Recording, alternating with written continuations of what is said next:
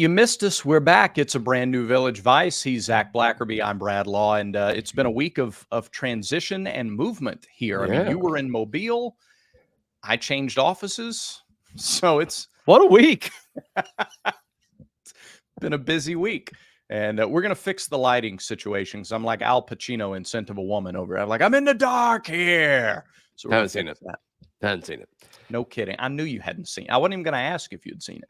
But we did see Hugh Freeze yesterday, and he talked, publicly for the first time about all of these new hires. He feels very confident about his staff. And, regardless, Brad, if he was asked about DJ Durkin, the new defensive coordinator, or Derek Nix, the new offensive coordinator, or Charles Kelly, the new co-defensive coordinator and safeties coach, the theme was trust and communication. And the ability to communicate. He talked a lot about how these different coaches label things and how it's simple and not, it's just kind of to the point where everybody can understand.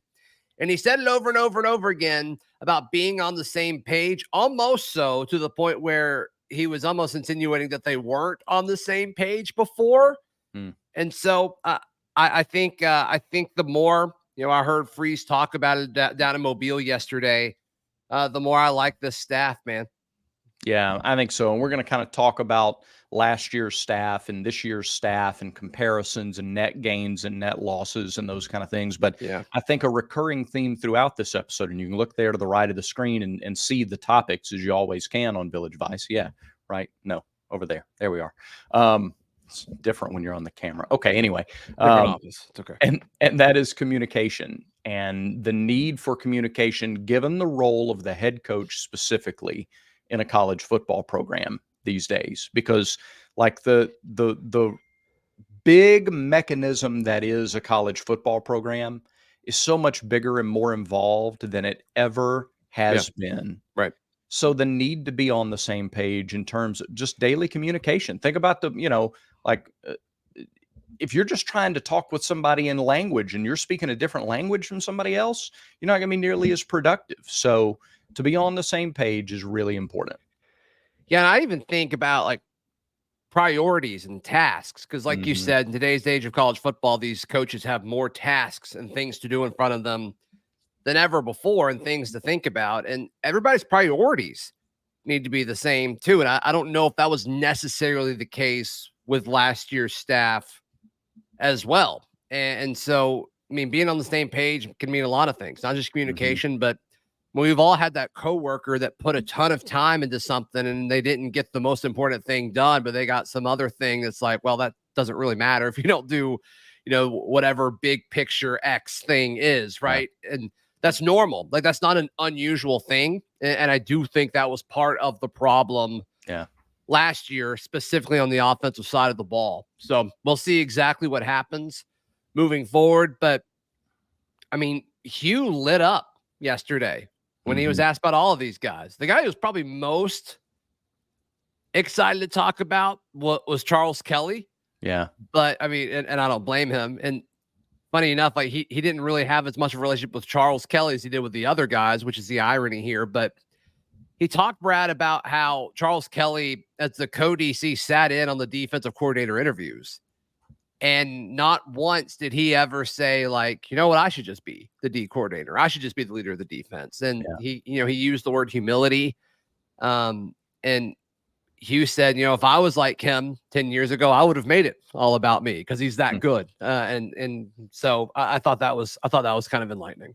Yeah, and another bit of candor from the head coach too, just sort of humanizing. And ultimately it was DJ Durkin. And, let's talk about this hire a little bit. Yep. He's a guy who has been in the SEC. This is his fourth different stop. And the guys who have hired him previously in the SEC, Will Muschamp hired him as his defensive coordinator. Jimbo Fisher hired him. Lane Kiffin hired him. So those three guys have hired DJ Durkin as their defensive coordinator, and now Hugh Freeze becomes the fourth. And, sometimes you look at NFL coaches, I think, and you go, how is the same guy getting recycled for the same position at different teams over and over and over again? There is comfort, there is familiarity, and there's an understanding of how it works, both on the recruiting front and what is needed day to day, putting together defensive game plans in this conference.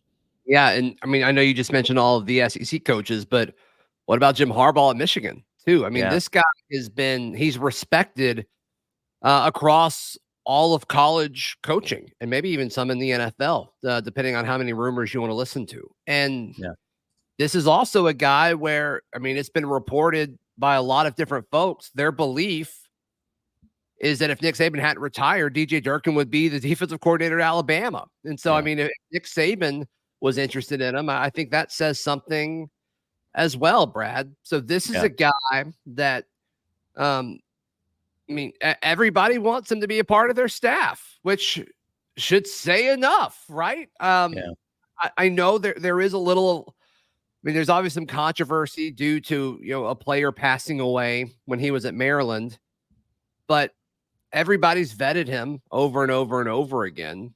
Clearly, if he was involved in some sort of wrongdoing there, that would have been buried and taken care of a long time ago. And so on this one, I'm going to listen to the coaches that are coaching at the highest level, not the people on social media. Yeah, I think that's a really key designation. And it's not to invalidate anyone's personal opinion, but it's kind of like voting in an election. Like, you have the right to have your opinion. We have the right to vote. And that's one of the things we love about our country. It is a good idea to maybe do some research. It is a good idea to form your own opinion rather than let others form your opinion for you. And that's kind of, we don't necessarily have to dig in all the way deep down to the roots, but the information is out there about his time at Maryland. There are lots of reports. There are lots of articles. I would, one way or the other, by the way, whichever kind of side you stand on, if you stand on a side, don't just find the articles that support that side. Read all of the information and come to your own logical, well-rounded, well-founded conclusion.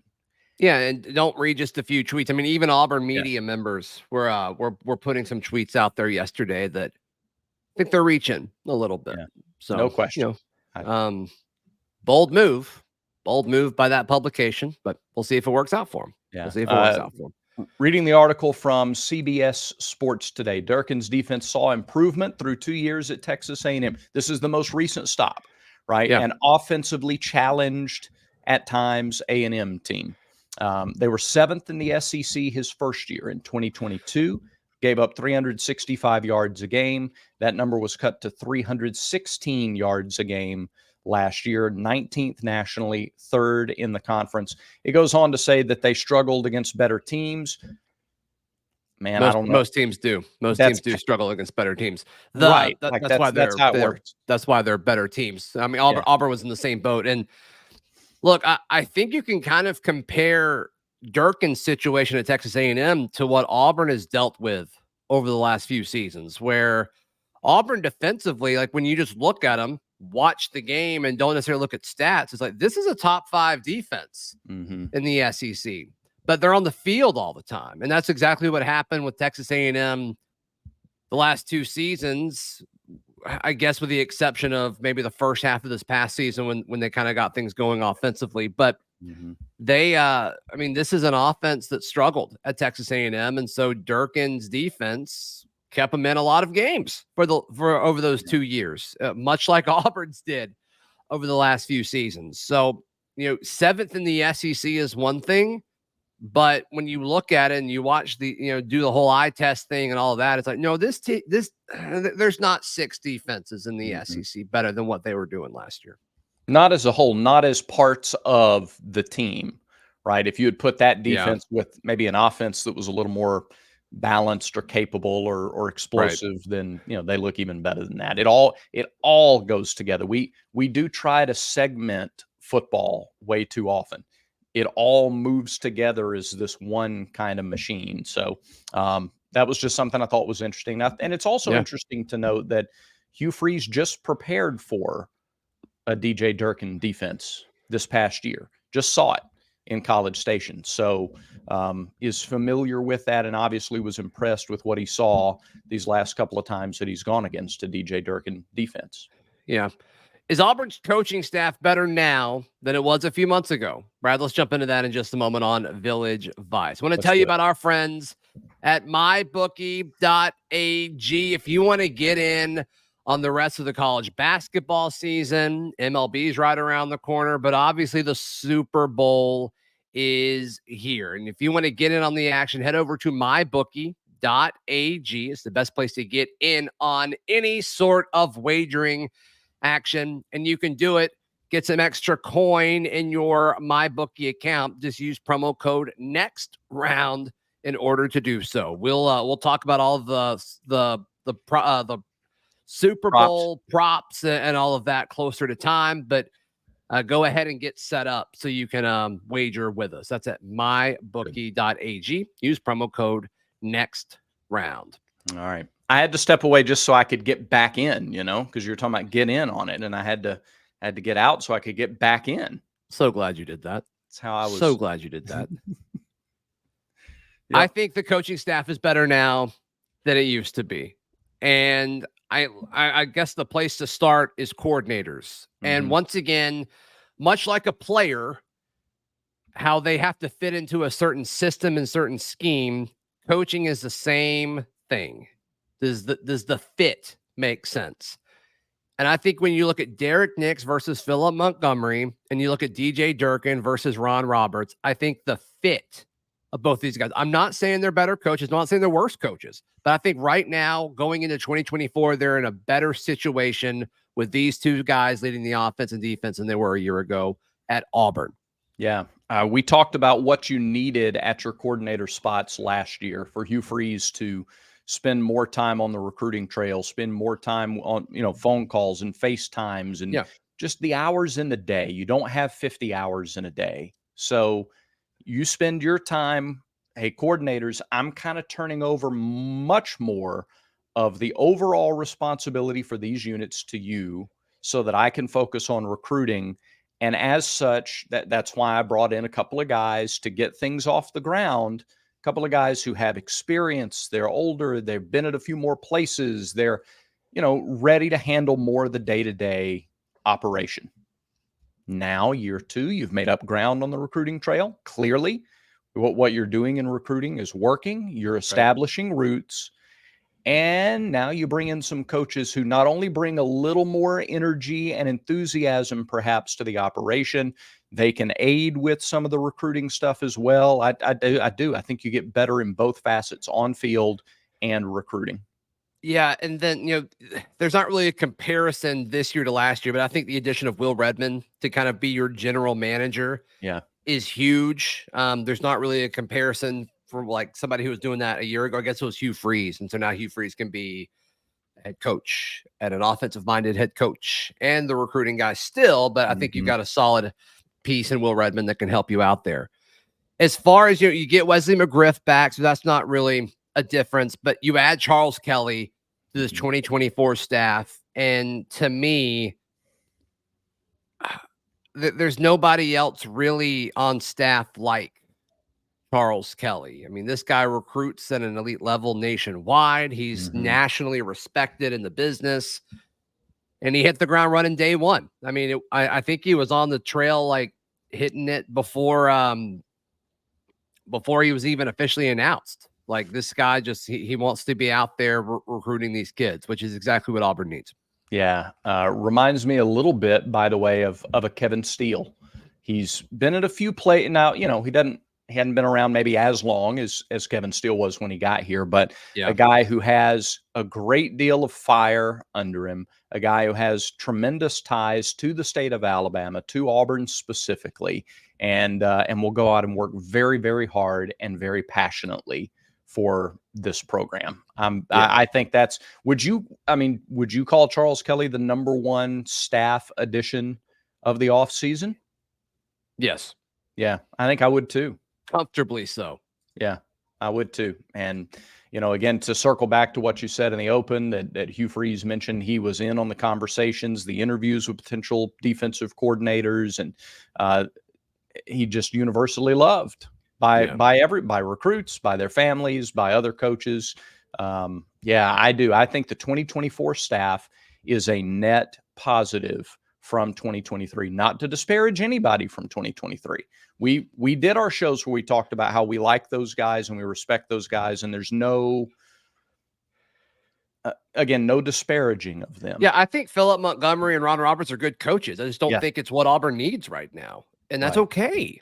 That's okay. And that, Ron Roberts is at Florida, and we'll see what Philip Montgomery does. But yeah, it needed to happen. It needed to happen. And Hugh Freeze talked about that down in Mobile yesterday. He said that he was on the phone with Nick Saban earlier in the day, and he was saying, like, at all of these programs that I've been, I don't think I've gotten it right in the first year once. And he said that Nick gave him some advice on that, because Nick Saban didn't nail it in his first year either, as far as coaching hires. So I thought that was interesting. That was an interesting little anecdote there by Freeze. And how rare is it that anybody nails it the first time around? Like on your job, your job that you have right now, Zach, it's you do a tremendous job with your regular job. Did you nail it the first 6 months? Like, are you doing the same stuff now that you did those first 6 months? No way. Of course not. No way. And I'm sure you prepare for radio broadcasts way different now than you did your first season, right? And it's just part of it. That's just part of it. And I'm constantly tinkering with stuff. And it's not a multi-million-dollar football program. Right. But it doesn't matter what the job is. A teacher doesn't set up his or her classroom the same way his or her second year, the way they do the first year. Like most jobs, you're not going to get it right that very first year, even if it's, by the way, at a different school or it's same job but a different place. Right. Typically, it takes a little while to get that foundation laid. So, and that kind of carries us into the next topic, into what the job even is like, because the job of teacher changes a little year to year. A lot of jobs change the definition of what the job is year by year. Many don't, but there are many that do. Yeah. I can't think of one that's changed more than a college football coach's job over the last 5 years. Yeah. Talk about this news that came out last night, I think it should concern college football fans. Yeah, we'll discuss it in a second. You mentioned Tinker a second ago. That's all. Okay, yeah. Speaking of tinkering, there it Zach, thank you for that. I want to talk about Manscaped. And February is here. It is the month of love, and it doesn't have to be the only month. When you go to manscaped.com and you get 20% off and free shipping, you can make every month the month of love. You actually want every day to be Valentine's Day? Well, go to Manscaped and get some of their stuff. In fact, let me tell you about the Ultimate Face-Off. The Beard Bowl is here, Zach. You got some outstanding facial hair there. I got facial hair here. The Beard Bowl, for the best two teams square off to see who the champion of facial fuzz is, and our friends at Manscaped are prepping everything you need for the big game day. Manscaped's Beard Hedger Pro Kit, that's the Beard Hedger Pro Kit, is the MVP of facial grooming. It offers precision trimming, water-resistant technology, and enough styling options to outplay any opponent. And guess what? Guess what, Zach? What? Guess what? I love guess what. Guess what? You can join the winning team along with 10 million men who have already trusted Manscaped. 10 million. 10 million. That's 10 right. million. 10 million. 10 what million. It says right here on the piece of paper. Hey, comment below your favorite of those 10 million men that use Manscaped. Let's just give some love to some of those folks right there. Comment below. There you go. Say it's him. He wants you to say it's him. Say it's him. You could say Brad Law, or you could say, hey, it's about to be so-and-so. That's a good point. Because you're on the way. Yeah, because you've gone to manscaped.com. Use that promo code VICE. You got to use the promo code VICE to take advantage of the offer below. 20% off free shipping. Yep, that's right. All right. That's right. You're a head football coach, and the year is 1995. Okay. Oh, I was 2. Or 2005. Okay. Let's go even 2005. Okay. Or 2004 to make it an even round number, and we've spent way too much time on periods of time. Okay.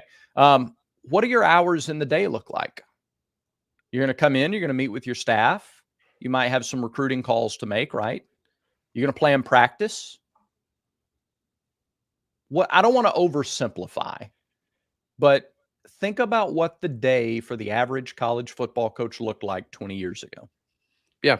And think about what it looks like today. It's different. You're recruiting your own players to stay. Right. You got to talk. I mean, how involved are you with NIL discussions? Yeah, probably depends on the coach, but regardless, you need to at least make sure that your people with money are giving money where you want them to. I mean, that's certainly an aspect of it too. Yeah. You can't, facilities are one thing, roster is another thing. In 2004, you had, you might talk to your athletic director about facilities. You might talk about a new practice facility or football only facility or something like that. And, but again, there aren't 50 hours in a day. Boston College's head coach, successful head coach, just stepped away from the college game to go be a defensive coordinator in the NFL. Now, I'm not saying a defensive coordinator position in the NFL is not an attractive position anyway. Right. But he made no bones about the fact that the game is different and basically admitted it chased him away from the college game. Well, let's take a step further, because now Boston College players have 30 days to enter the transfer portal, and the other window just closed. And also, if you're one of these Boston College players that enters the portal, you can't enroll in time because we're in the spring semester now. So like, then you can't go through spring anywhere. And it's just, I mean, the timing of everything, like this is going to, I mean, Boston College was already a bottom dweller, but like this is going to destroy that program because of just the timing of his departure. And like, I don't know how you fix it because you have to operate on an academic calendar. But man, this is it's not a good spot. It's not a good spot. And we saw this complaint a ton, and I think it's valid, between Alabama and Washington when they lost their head coaches this offseason. And like they didn't have as much time as everybody else did because they were playoff teams. I get it. This is a unique situation because the semester's already started. And you've got guys, because the NFL coaching carousel is later than the college one. And I think this is I think it's going to be a very normal thing over the next few off seasons, losing guys like, Jeff Hafley isn't, I don't think he's a great head coach, but he's got Boston College believing they could be something better than what they probably are, which is valuable. And they won a bowl game. They finished 500 or better in 3 of his 4 seasons. And again, which at Boston College is fine. That's great. 100%. Yeah. And so like he wasn't on the hot seat in any stretch of the imagination there. But I mean, once again, though, if you're Boston College and you're him, you probably get this guy, this diamond in the rough that was a 2-star. Nobody in the SEC knew he existed. Yeah. And he overachieves. And then you worry about these guys leaving because they have a better opportunity elsewhere. It's like, I don't blame him. I don't blame him at all for getting out. But if you're the NCAA and you're college football, like this is a major red flag. This is not, by the way, the same rant, because it's out there. You guys already know this. Like, the system's broken. You got to do something to fix it, and this, that, and the other. We're talking about the ramifications of this. These are some things that happen when the system in place is the way that it is. And again, once this starts, does it stop with one head coach? I don't think it does. I think this is something that you get ready to see happen more and more. Yeah, if you're college football and you want to keep your better coaches, you got to change something. You got to change something. I don't know if you add more dead periods in the calendar as far as recruiting goes. I don't know if you shorten the transfer portal window into like 14 days. I don't know what you do. I have no clue. But what is currently set up is not working. It goes back to, again, the Will Redmond hire, though, and why that's so critical. Because the role of head coach it's kind of like if you are the president of an auto manufacturing company, you aren't making cars. Okay. And that's something Jeff Hafley said, is like, there's no time to coach football. Right. Yeah. as the head coach, you don't coach a lot of football, typically. Not in 2024. You're the head of the organization. Yeah. You're the face of the organization to the media, in front of the donors. You're a manager of a company. You're a manager of this big, giant company. And I think it changes the type of individual. Like if you just want to coach ball and that's all you want to do, there's a place for you to do that. It's not as the head coach of a football program. Right. That's a different individual. Just like the CEO of a company is different than the guy who like, I just want to make watches. Well, then you're not going to be the president of the watchmaking company. Yeah. There's going to be other responsibilities there. And it's fascinating to watch that change, because the guy that we look at, like the generic sort of faceless figure of football coach, looks so different today than the generic faceless figure of football coach that you would describe in the 70s or the 80s. Yep. How would you fix it? Comment down below. We'd love to hear and read your responses. Brad, I think that about does it for today's show. It does. Thanks everybody for watching. And remember, everyone has vices. Everyone has vices. Make sure Village Vice is one of yours.